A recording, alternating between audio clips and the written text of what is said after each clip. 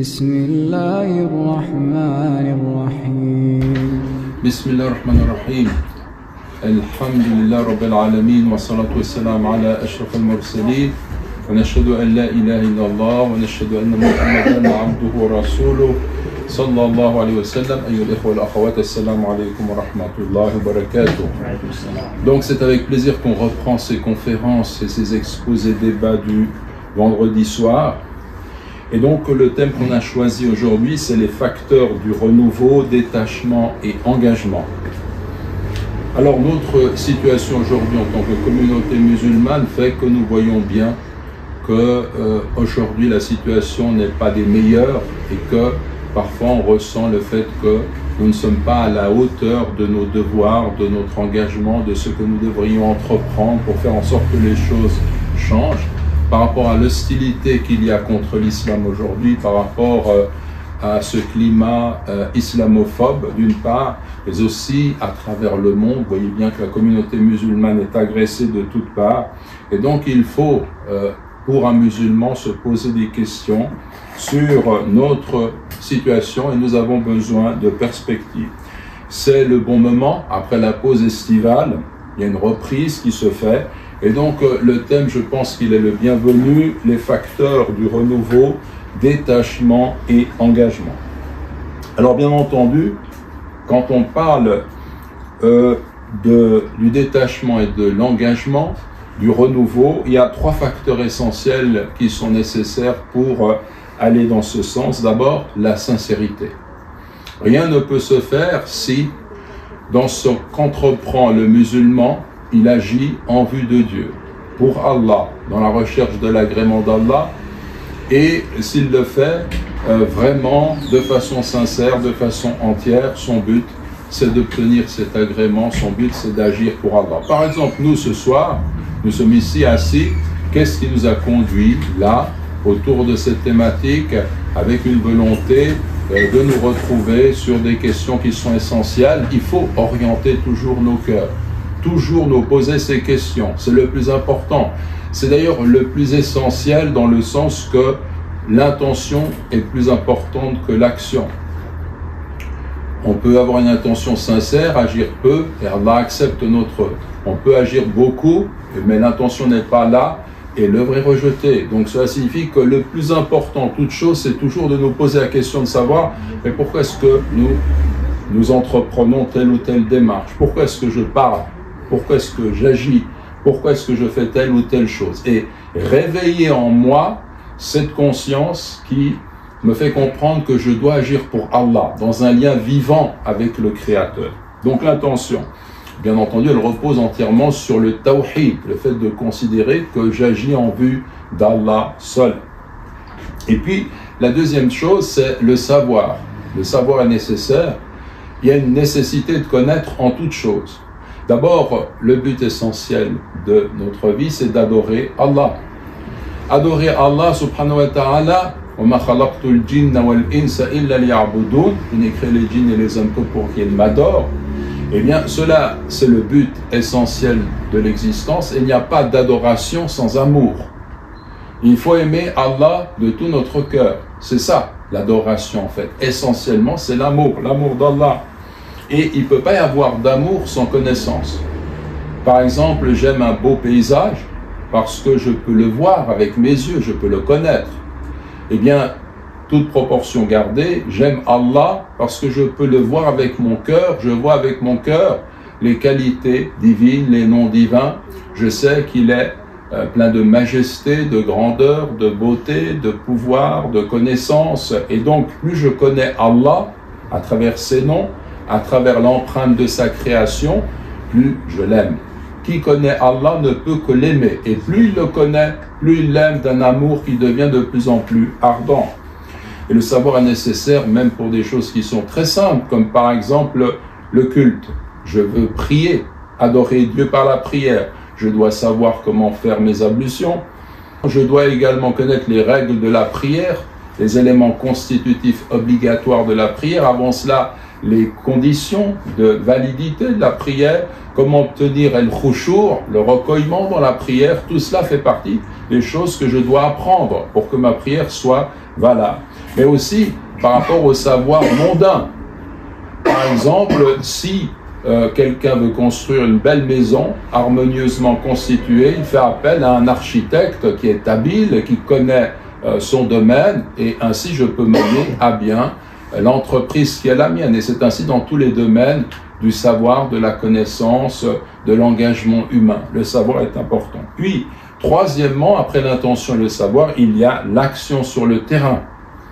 On doit se poser, nous, hommes, femmes et communautés, le sens de notre action sur le terrain. Qu'est-ce que l'on entreprend sur le terrain, c'est-à-dire au niveau de notre communauté, au niveau de notre entourage, dans la société dans laquelle nous évoluons, nous vivons, tout ça est important, bien entendu. Alors pour ce soir, on a donné comme sous-titre « Détachement et engagement ». Il s'agit d'être résolu, de se lever, de dire « je vais me lever pour agir ». Et vous savez qu'en arabe, un terme pour se lever, c'est « el-qiyam » ou bien « el-qawma ». C'est le nom d'action du verbe « qawma yaqumu », se mettre debout, se lever. Et vous avez deux sourates du Coran qui nous parlent du fait de se lever. D'abord, il y a Surat al-Muzammil, celui qui s'est enveloppé. Alors Allah nous dit, Ba'da a'udhu billahi minash shaytanir rajim, bismillahir rahmanir rahim, Ya ayyuhal muzammil, qum al-layla illa qalila, nisfahu aw inqus minhu qalila, aw zid alayhi wa rattil al-Qur'ana tartila, inna sanulqi alayka qawlan thaqila. Ce qui signifie, ô toi qui t'es enveloppé, lève-toi pour prier la nuit, sauf un peu, sa moitié, ou un peu moins, ou un peu plus, et récite le Coran distinctement. Nous allons certes jeter sur toi une parole lourde. Donc cette parole lourde, c'est le Coran. Au sens propre et au sens figuré, elle était lourde quand se faisait la révélation, mais aussi le sens qu'elle comporte, et l'engagement, la responsabilité qu'elle entraîne par rapport à l'être humain, au croyant qui reçoit cette parole. Donc il est question de se lever la nuit en prière pour adorer Allah subhanahu wa ta'ala. Et la sourate qui suit, notons également par rapport à cette sourate Al-Muzammil que la prière de la nuit est obligatoire, et le prophète et les compagnons pendant de nombreux mois ont prié toute la nuit. Puis cette révélation s'est faite pour alléger la prière, et puis à la fin de cette sourate, enfin, l'obligation, le caractère obligatoire de la prière de la nuit a été abrogé, et c'est devenu une œuvre surérogatoire qui, pour nous, bien entendu, est fortement recommandée. Ça, c'est la prière de la nuit, le fait de se lever la nuit. Et puis, il y a une deuxième sourate qui suit, c'est Surat Al-Muddathir, celui qui s'est couvert et qui nous dit ceci, Ya ayyuhal muddathir, qum fa'anzir, wa rabbaka fakabbir, wa thiyabaka fatahhir, wa rujza fahjur, wa la tamnun tastakthir, wa li rabbika fasbir. Ce qui signifie, ô toi qui t'es couvert d'un manteau, lève-toi et avertis, et ton Seigneur glorifie, et tes habits purifie, et de l'impureté des idoles écarte-toi, et ne présente pas tes faveurs en demandant plus, et pour ton Seigneur, sois patient. Donc si on regarde cette sourate, il faut se rappeler que la première sourate qui a été révélée au prophète, sallallahu alayhi wa sallam, comme vous le savez, c'est Iqra, Bismi rabbika alladhi khalaq, khalaqal insana min alaq, Iqra, wa rabbuka al-akram, alladhi allama bil qalam, allama al-insana ma lam ya'lam, ce qui signifie lis au nom de ton Seigneur qui a créé l'homme d'une adhérence, lis et ton Seigneur est le plus noble, qui a enseigné par la plume, a enseigné à l'homme ce qu'il ne savait pas. Et ensuite, la révélation s'est interrompue, selon ce que rapporte El-Bukhari, et ont été révélés les versets de El-Muddathir que je viens de vous lire. Par rapport à cela, il est question de se lever et d'avertir. Qum fa'anzir. Et là, il est question de s'engager entièrement dans la mission qui est la tienne, ô toi, le prophète, sallallahu alayhi wa sallam. Cette obligation d'avertir, on la retrouve dans de nombreux passages du Coran. Par exemple, وَأَنذِرْ عَشِيرَتَكَ الْأَقْرَبِينَ, et avertis les gens qui te sont les plus proches. Également, وَمَا أَرْسَلْنَاكَ إِلَّا كَافَّةً لِلنَّاسِ بَشِيرًا وَنَذِيرًا, ce qui signifie et nous ne t'avons envoyé qu'en tant qu'annonciateur et avertisseur pour l'ensemble des hommes. Avertisseur. Anvara signifie avertir et le substantif invar désigne, je cite, une information donnée avec l'intention de susciter la crainte. Une information donnée avec l'intention de susciter la crainte. Selon le commentaire que l'on trouve chez le Cheikh Makhlouf. Et selon Ibn Kathir, il fait là une observation qui est intéressante. Lorsque est révélé, lis au nom de ton Seigneur qui a créé, Allah donnait à Mohammed le statut de prophète, de Nabi, ou bien Nabi, c'est-à-dire quelqu'un qui reçoit une information de son Créateur. Puis, lorsqu'a été révélé Qum fa'anzir, ya ayyuhal muddaththir, Qum fa'anzir, il recevait le statut de prophète. Il recevait, le statut de messager, c'est-à-dire qu'il avait l'obligation d'aller avertir les hommes. Le messager Rasoul est en effet un prophète, un nabi, qui reçoit en plus l'obligation d'aller vers les hommes et de leur transmettre la parole d'Allah subhanahu wa ta'ala. Si on se penche sur ces versets d'un peu plus près, وَرَبَّكَ فَكَبِّرْ, et ton Seigneur glorifie, proclame la grandeur de Dieu seul au-delà de toute créature et de toute forme d'idole ou d'idolâtrie. وَثِيَابَكَ فَطَهِّرْ, et tes habits purifient. Cette expression est à comprendre au sens propre comme au sens figuré. Lave tes vêtements de toute souillure, contrairement aux païens qui ne respectent pas les règles hygiéniques de l'islam. Cependant, les Arabes disent d'un individu que ses vêtements sont propres pour signifier qu'il a un cœur pur et une moralité exempte de péché. Donc on dit il a un vêtement pur, cela signifie il a un cœur qui est pur et une moralité exempte de péché. Ils disent également d'un homme qui ne respecte pas l'engagement qu'il a pris vis-à-vis de Dieu, ses vêtements sont sales. Cela dans le commentaire de Ibn Kathir. Le prophète Mohammed sallallahu alayhi wa sallam n'a cessé d'être un modèle de pureté pour sa communauté à ces deux niveaux, intérieur et extérieur. Il y a aussi un autre sens possible de cette expression. Ne porte pas un vêtement acquis de façon illicite. Et tes vêtements purifient. Ça veut dire, ne porte pas un vêtement acquis de façon illicite. Un autre sens possible. Puis Allah dit, et de l'impureté des idoles, écarte-toi. Selon Ibn Abbas, ce terme désigne les idoles. C'est également ce qu'ont dit Mujahid, Ikrima, Qatada, Zuhri et Ibn Zayd. Selon Ibrahim et Al-Dhahhak, ce terme signifie la désobéissance à Dieu. Le mot renvoie aussi au sens de l'impureté. Rujz et Rijz. On a deux lectures, notamment Rijz, on la trouve dans la lecture de Warsh. Ces deux termes sont synonymes selon El-Khalil et El-Zajjaj, mais on peut aussi comprendre par Rijz le châtiment dans le sens « fuis tout ce qui conduit à être châtié par Dieu », comme l'indique le Cheikh Makhlouf dans son commentaire. Voilà tamnun tastakthir. Voilà une expression qui a fait couler beaucoup d'encre, une expression coranique.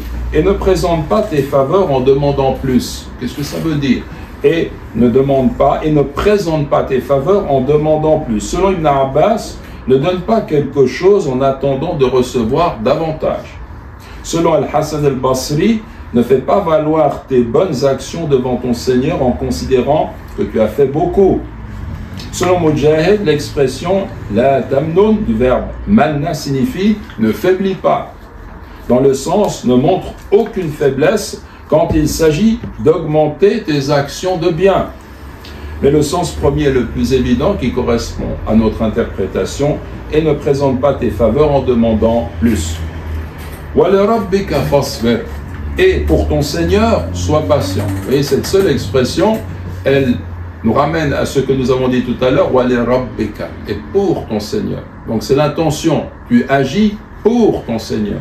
tu vas faire patience pour ton Seigneur. C'est une seule expression, mais elle comprend vraiment une détermination qui repose entièrement sur notre relation à Allah. C'est pour Allah qu'on va agir.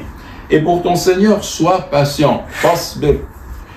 En vue d'obtenir l'agrément de Dieu, sois persévérant dans les obligations qui sont les tiennes, sois patient devant les tentations et les épreuves de la vie, ou encore, selon le contexte, sois patient devant ton peuple idolâtre, sans jamais renoncer à transmettre le message, notamment le message du tawhid.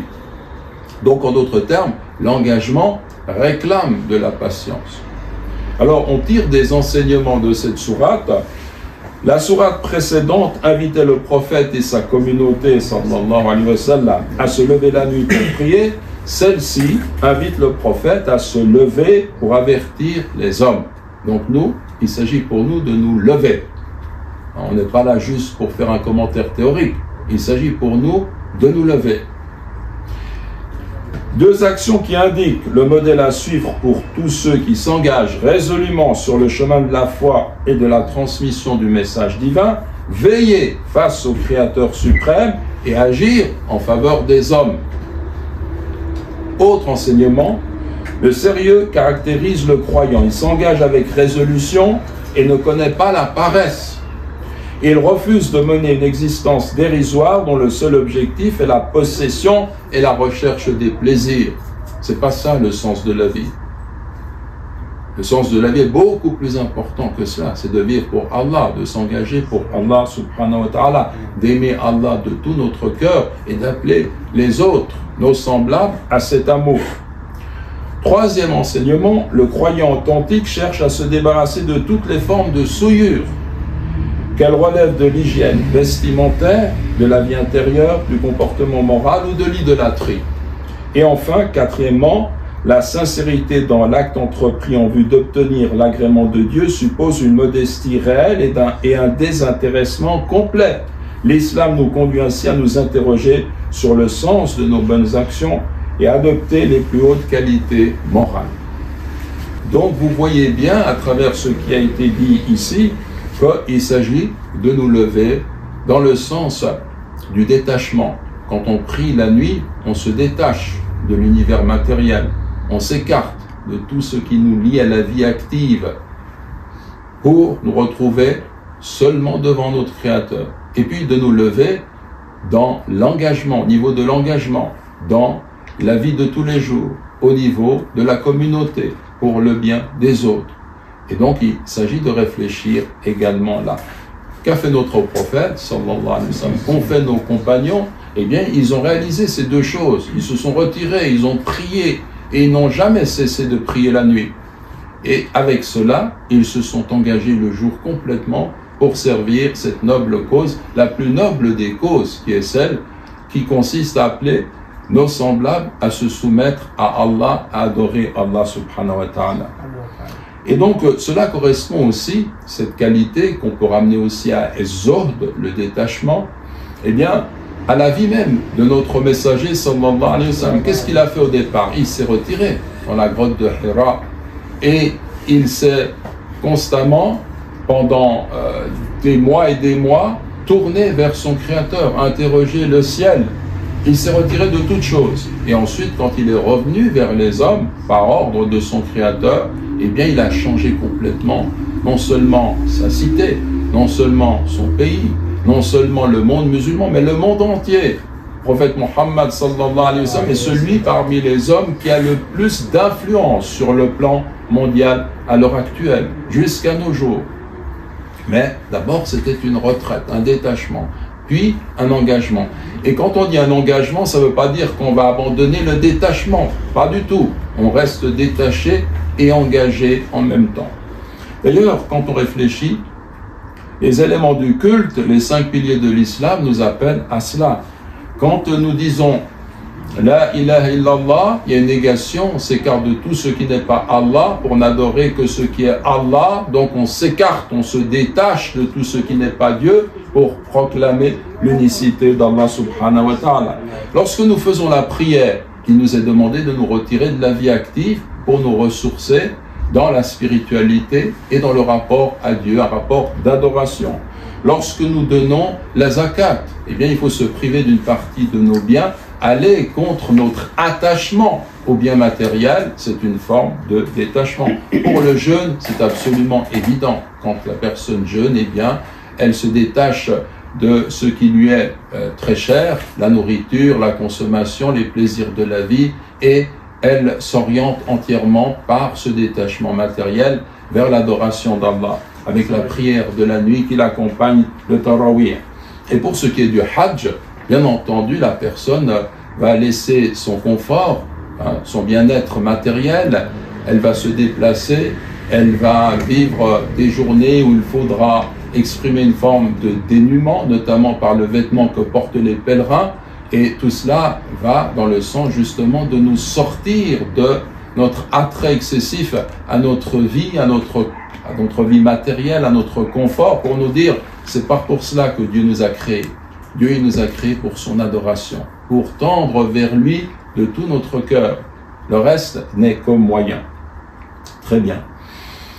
Donc, quand on parle de détachement, ce ne sont pas simplement des gestes que l'on fait. Quelqu'un peut venir dans la mosquée faire sa prière parce qu'il doit faire sa prière, mais son cœur, il est attaché au monde, il pense à autre chose, il n'a pas compris le sens de la prière. Il ne vit pas de façon spirituelle sa prière. Donc la prière, c'est tout à fait autre chose. Il est important d'en avoir conscience.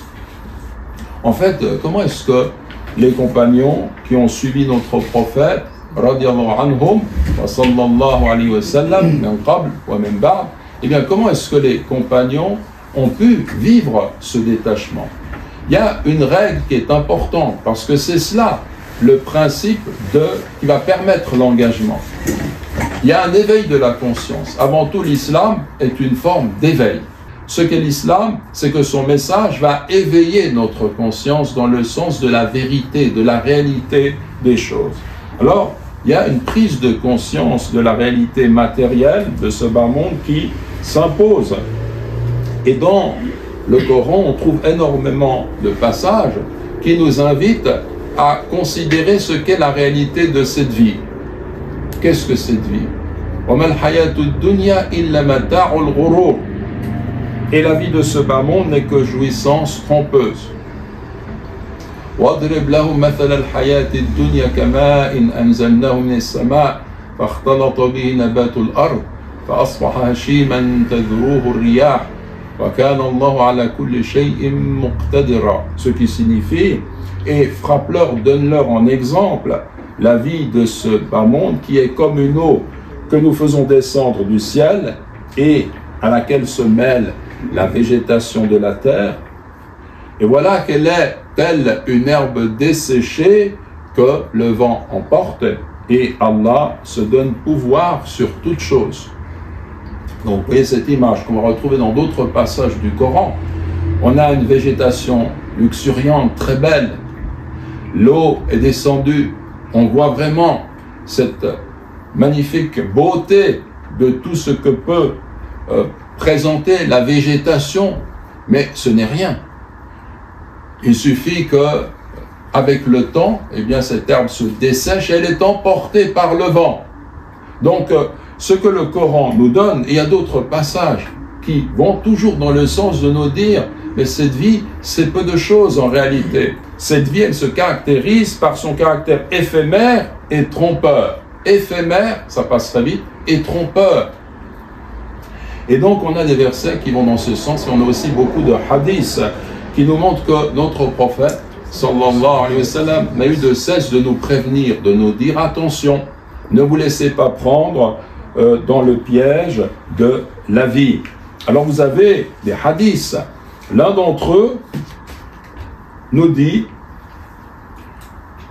que le prophète a dit, sallallahu alayhi wa sallam, ma dunya fil akhirati illa mithlu ma yaj'alu ahadukum isba'ahu fil yam falyanzur bima yarja.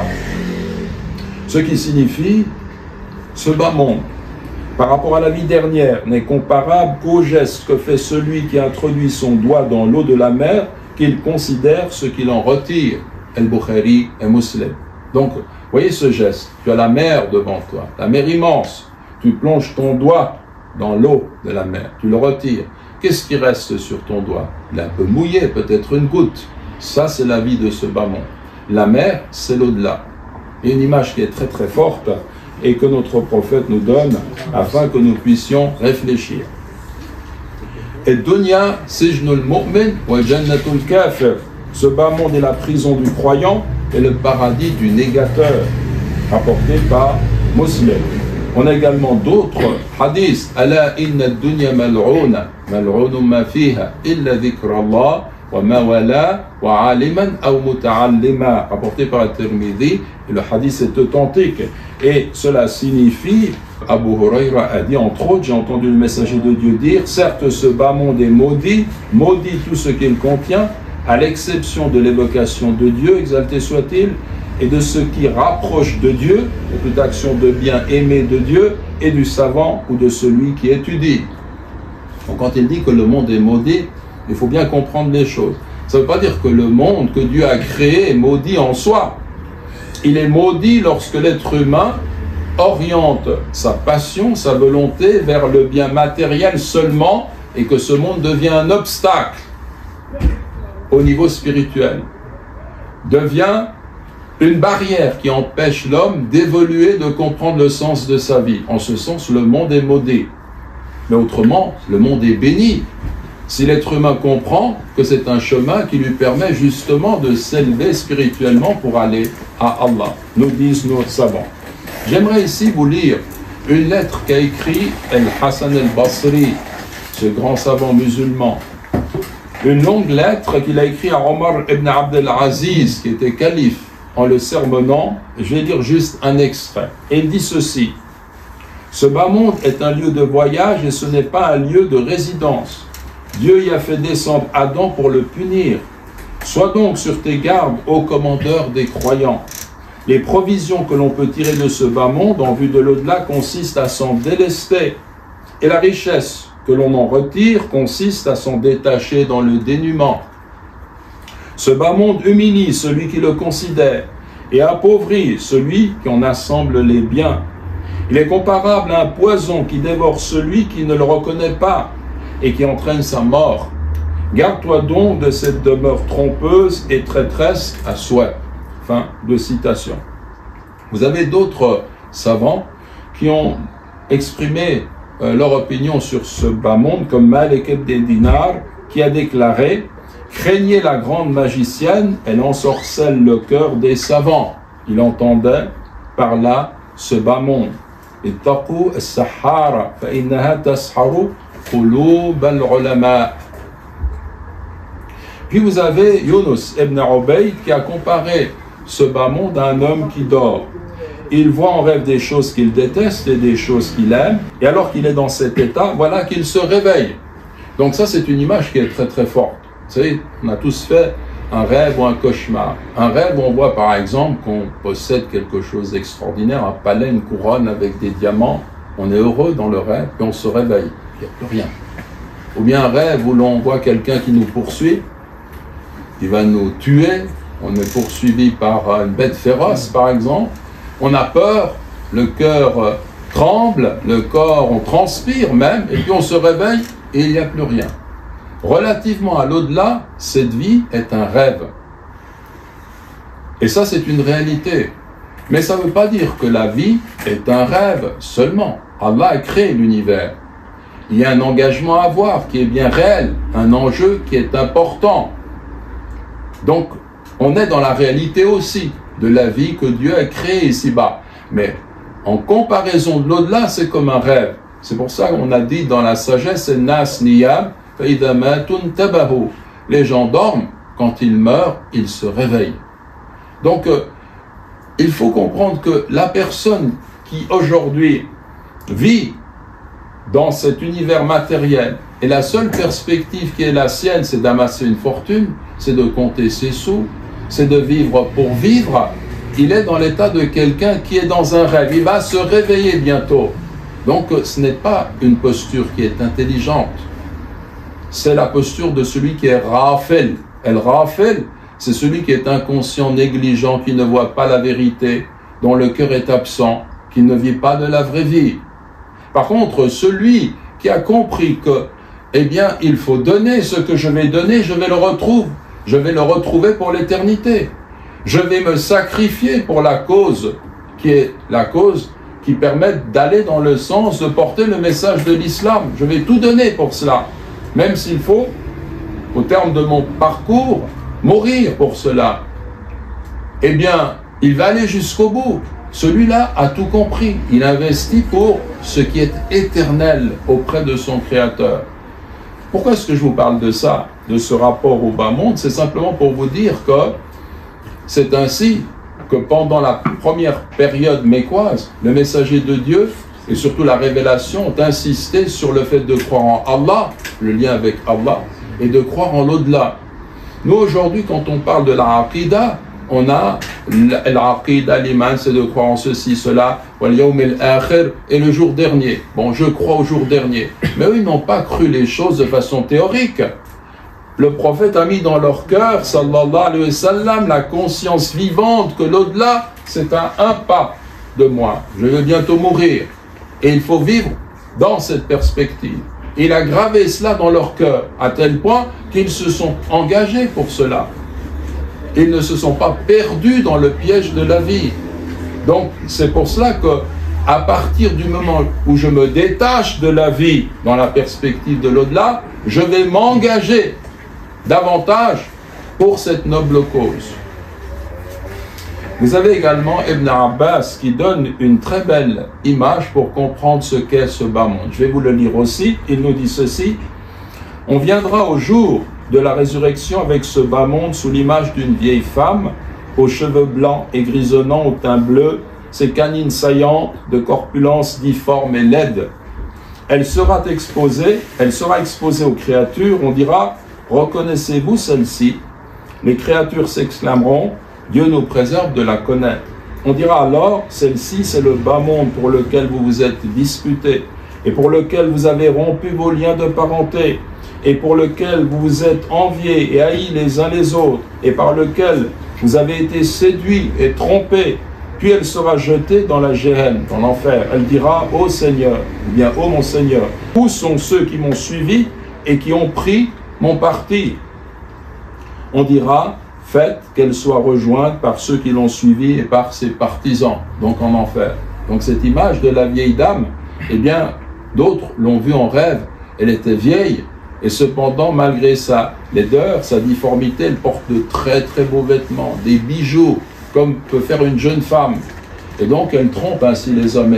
Elle apparaîtra ainsi sous sa réalité, qui est une réalité hideuse en vérité parce qu'elle est parée de ces bijoux. Et cela, c'est une image qui est intéressante et qui est également importante pour nous. Donc vous voyez que quand on réfléchit à cette réalité, eh bien nous sommes là dans une prise de conscience qu'il faut avoir dans le rapport du bas monde et de l'au-delà. Et c'est cet exemple concret que nous avons de ce qui s'est produit lors de El-Hijra, de l'Égypte, lorsque le prophète, sallallahu alayhi wa sallam, et ses compagnons ont délaissé la Mecque pour Médine. Pourquoi est-ce qu'ils ont réalisé tout cela? Ils l'ont réalisé parce qu'ils ont compris la vérité, le sens de leur engagement. Ils ont laissé leur demeure, leur commerce, leur terre, leurs biens. Est-ce que l'un d'entre nous serait capable d'agir ainsi aujourd'hui? Si je lui demandais, il faut quitter ta maison, ton travail, on va se déplacer ailleurs pour défendre la cause de l'islam. Bien entendu, toute comparaison gardée, on ne peut pas aller nous réfléchir dans ce sens parce que eux, ils ont eu le privilège de connaître qui? De connaître le prophète, sallallahu alayhi wa sallam, le messager de Dieu. Ils ont vécu à ses côtés, ils ont vu cette lumière de très près. Et donc la force de leur foi n'est pas comparable, certainement à la plupart d'entre nous, à la nôtre, parce qu'ils bénéficiaient de cette présence parmi eux. Et ils ont accompli cet hégire, comme vous le savez. Donc ils se sont détachés. Quand ils se sont détachés, ils sont arrivés à Médine, eh bien ils ont bâti une cité-État qui a grandi, comme vous le savez, et Allah leur a donné ce monde en retour, alors qu'ils avaient des cœurs qui étaient détachés. Donc, et le résultat, c'était la grande civilisation de l'islam que l'on connaît. Donc, je vais terminer en important, une conclusion, et je pense que je vais le faire en donnant quelques images. Vous savez que les images permettent aussi de concrétiser ce que l'on peut dire, parfois de façon complexe, et puis ça permet de se fixer une idée. L'exemple des fondations, lorsque quelqu'un veut construire une maison, une grande maison, un grand édifice, eh bien il va faire des fondations, il va creuser. Et très souvent, en ville, vous voyez que c'est caché parce que c'est pas très très beau de creuser sous terre, de creuser, on voit rien. C'est pas nécessaire d'aller voir ce qui se passe. Et donc, pour que l'édifice soit construit de façon édifiante, si l'on peut dire, il faut que les fondations soient profondes et bien faites. Ça aussi, c'est le principe dont nous parlons. Au départ, il faut trouver la force de bâtir, mais de bâtir sans que cela ne se voie nécessairement en profondeur. Et ça, c'est un point qui est important. L'autre exemple que l'on peut donner, c'est celui de la graine. Si je veux que quelque chose pousse, eh bien, je vais planter ma graine dans la profondeur de la terre. Si je la laissais sur le sol, eh bien, elle serait emportée par le torrent, par les pluies. Vous avez une hikmah de Ibn Ata al-Sekandari qui est intéressante où il dit ceci: idfin wujudaka fi ard al-khumul fama nabata mimma lam yudfan la yatimmu nitajuhu, ou bien natajuhu, ce qui signifie enterre ta présence dans la terre de l'oubli, ce qui germe sans avoir été enterré ne peut compléter sa croissance et donner ses fruits. Une très belle sagesse qui vous dit que, eh bien, quand on traduit cela par enterre ta présence dans la terre de l'oubli, ard al-khumul, c'est pas seulement l'oubli, c'est le contraire de la notoriété, le fait de rechercher à être connu. Eh bien, agis-toi dans l'ombre. Et ensuite, il donne l'exemple de cette graine. Eh bien, si elle n'est pas cachée au départ pour prendre des racines et donner sa plante et ses fruits, eh bien, ce n'est pas possible. On ne peut pas la présenter d'abord. Et vous remarquerez que cette question de la sincérité, comme on l'a dit au début de cet exposé, elle est importante. Tout est là. Dans les fondations, pour planter un arbre ou pour planter faire en sorte que pousse une plante quelconque, il faut planter la graine en profondeur. Puis vous avez également un troisième exemple que l'on peut donner, c'est que dès le départ, il y a une priorité. Et la priorité des priorités, c'est la sincérité. Pour qui est-ce que j'agis? Quel est le sens de mon engagement? Je dois toujours revenir à cette intériorité, à moi-même, dans le lien intime qui m'unit à Dieu. Et chaque fois, revenir à cela. Et chaque fois, trouver la source de mon engagement dans mon lien à Allah subhanahu wa ta'ala. Sinon, si dès le départ je me trompe, eh bien, les conséquences peuvent être extrêmement graves. L'exemple que l'on peut donner, c'est quand je vise une cible, eh bien, si je fais une erreur d'un petit millimètre là où je suis, je manque complètement la cible dans la longueur, dans la projection qui est la mienne. Complètement, l'écart se creuse. Et ça aussi, dès le départ, il faut que nous ayons, nous, une interrogation profonde, réelle, sur la motivation qui est la nôtre, sur notre intention, sur la profondeur de notre engagement, qui en fait est une forme de détachement. Parce que si, dans ce que je fais, je suis attaché aux choses de la vie, je veux obtenir quelque chose, argent, notoriété, alors je me sers de la religion pour une autre fin. Mais si, en réalité, mon intention dès le départ, c'est la recherche de l'agrément d'Allah, alors dès le départ, je suis engagé sur cette voie qui va donner ses fruits. Donc voilà la thématique de ce soir que je voulais aborder avec vous, détachement et engagement autour de la grande question des facteurs du renouveau. Donc j'espère que ces quelques paroles seront éclairantes dans le sens de nous motiver à aller de l'avant, à nous engager réellement pour cette cause de l'islam, mais aussi à comprendre que tout est une affaire de cœur. On peut faire ce que l'on veut si le cœur n'est pas orienté comme il faut, si le cœur aime la vie de façon excessive, ça ne peut pas aller. Il faut se détacher. La vie, le bas monde, c'est la prison du croyant. Quand tu es en prison, tu désires t'échapper, tu désires partir. Et quand tu es habité par ce sentiment, tu partages tout avec les autres. La vie, pour toi, tes biens matériels, c'est peu de choses, donc tu partages.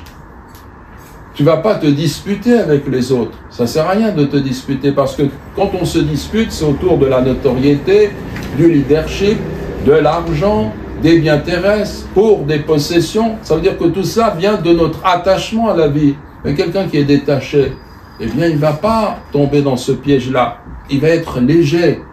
Il va partager. Telle était la communauté, la première communauté où un certain nombre de croyants se sont illustrés par leur générosité, par leur engagement qui dépasse ce que nous pouvons nous imaginer, à tel point qu'ils ont tout donné pour la cause de l'islam. Vous savez que les savants contemporains qui ont participé au djihad donnaient des informations intéressantes, notamment au niveau du mouvement des frères musulmans, quand ils étaient engagés dans le combat en Palestine contre l'envahisseur qui agressait, qui a chassé des centaines de milliers de Palestiniens, qui a détruit plus de 500 villages dans les années 48 et par la suite, ils ont commis des atrocités. Certains sont allés là-bas pour combattre et lutter. Ils disent, nous étions dans une forme d'engagement, de légitime défense. Bien entendu, l'islam ne connaît pas l'agression contre des peuples sans raison. L'islam nous dit, on a le droit de se défendre quand on est agressé, et même de se défendre par les armes.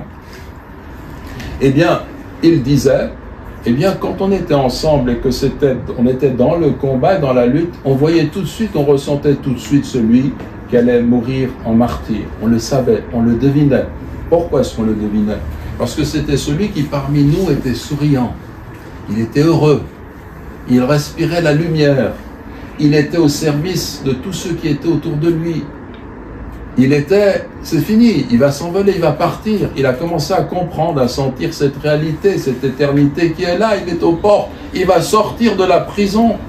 Quand on sort d'une prison, on est heureux. Vous voyez? Et donc ça, c'est la réalité de la croyance qui conduit quelqu'un à se dire, aller dans ce sens-là, eh bien c'est vraiment digne de l'être humain dans le sens de sa foi et de sa croyance. D'autres vous diront que c'est du fanatisme, ces gens qui veulent mourir de cette façon-là. Non, ce n'est pas du fanatisme quand il s'agit de défendre la vérité. Il ne faut pas confondre ceux qui agissent par fanatisme et ceux qui vivent pour défendre le droit, la justice et l'honneur d'une nation, qui défendent des individus, des enfants, des familles, un territoire qui est violé et une forme qui se défendent contre une forme de domination, de tyrannie complètement injuste. Donc voilà ce que je voulais vous dire ce soir. J'ai terminé. S'il y a maintenant des questions, des remarques, elles sont les bienvenues. Wa jazakumullahu khayra. Donc, je peux choisir de répondre à une ou l'autre des deux. Au niveau de l'engagement, au niveau des services de la communauté, il est où l'engagement au niveau? Au niveau de l'engagement dans la communauté, au niveau de faire dawa, d'appeler les gens vers l'islam, est-ce qu'il n'y a pas une certaine nécessité de s'investir collectivement dans des enjeux contemporains, par exemple, autant chez les musulmans que chez les non-musulmans, on entend beaucoup parler de l'écologie et de la santé mentale. C'est deux choses qui... Écologie et... Santé mentale. Et quoi? Santé mentale. Sentimentale? Santé mentale. Ah, la santé mentale, excuse-moi.